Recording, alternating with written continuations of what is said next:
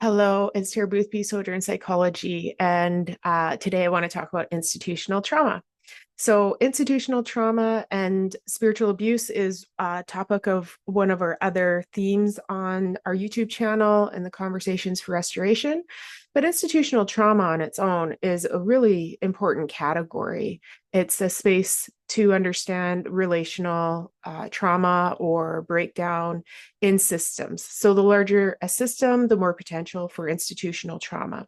Institutions like military experience, a school setting, hospital, health jobs, um, of course, churches, anywhere that there is an institution. So the larger the institution, the larger the system, the more risk of institutional trauma occurring.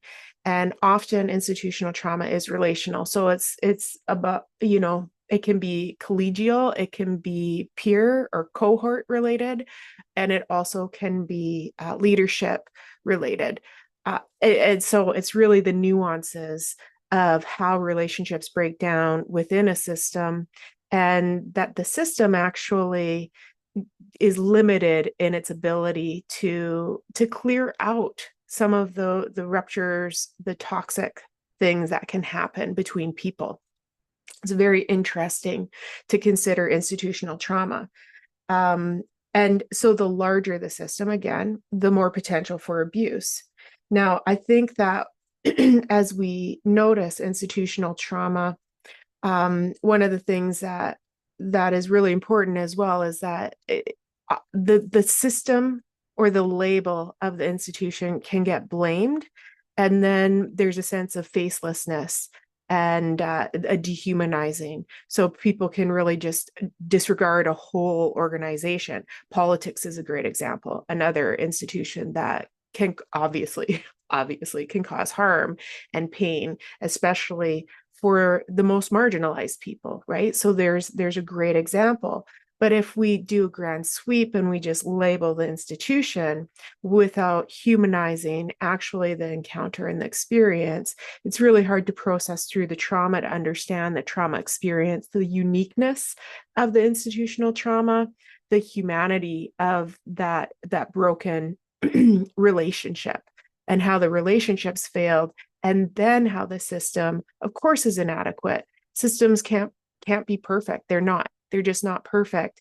And a system over a large population is inadequate to meet all of the individual unique needs of all of the people. So this is just a very painful thing.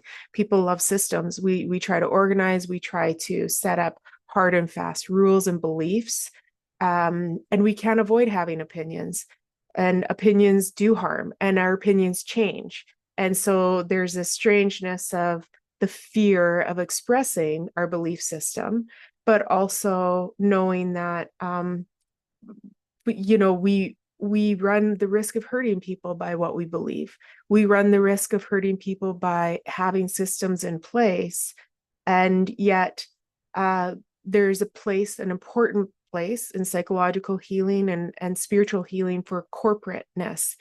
Community is very important, and community is quite fractured currently because of our online personas, and people just don't honor the community getting together the way that we used to. There's many risks to that for our own psychology, our own sense of spiritual self, our biology. It's not good for us to be isolated. And then when we are in community, we create systems, and those systems hurt us as well. So it's just very interesting. It's a very complicated and nuanced umbrella, institutional trauma. So recently on my Instagram, I shared a comment or a meme that just says, "Without meaning making, we suffer our suffering." And there's a place in our human experience, the communities that we are surviving in, that we want to learn how to thrive in community. And part of thriving in community is really accountability. So when we notice ourselves and our experience, that we are accountable to our own identity, and we are also accountable to the community that we're in. That's an interesting piece, trying to be refined as an individual and also figuring out our voice of refining for community. So accountability. And the other thing is really a lot of the risk and the pain of institutional trauma is a lack of insight into what is nonviolent protest. I was thinking about defining nonviolent protest, and I find it kind of tricky to define. It's more a heart piece. Again, William Paul Young often talks about moving within love's kind. Lots of us talk about that. But I'm just doing the next right thing. That is a William Paul Young quote. If you meet him, that's something he's going to say. Often in the institution, we will neglect, doing the next right thing. And when we are neglecting our heart intention of love and kindness, then that's a place where violent protest can occur. And violent protest is an interesting thing because it doesn't always appear as what we would traditionally view as violence. So it's not always a physical aggression or even physical language. It is more the emotion and the attunement behind opinions and behaviors.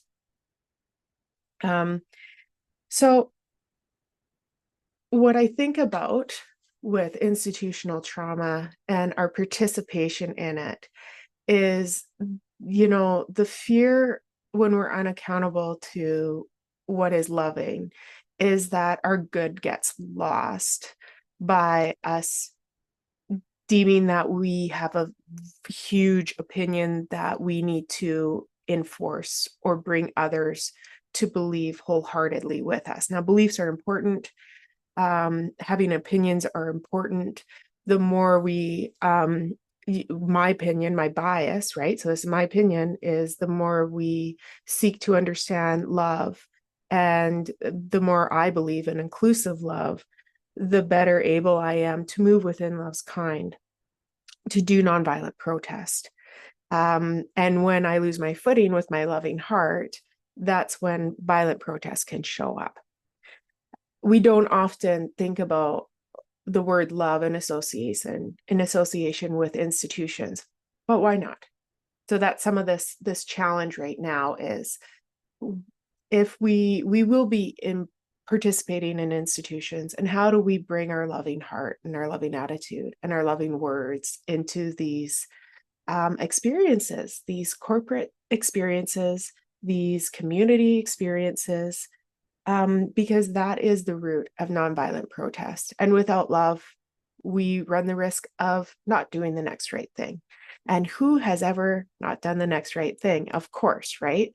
I think that's too why we can get really hurt when we see other people misstepping. The judgment is we have that ownability in ourselves as well. We have misstepped. And in our missteps, we can relate with somebody else as they're misstepping. And then it's easy to judge them, to project. There's a lot in this conversation about institutional trauma. And I think I'll probably have more of these short videos just unpacking institutional trauma. I think it's a really important topic.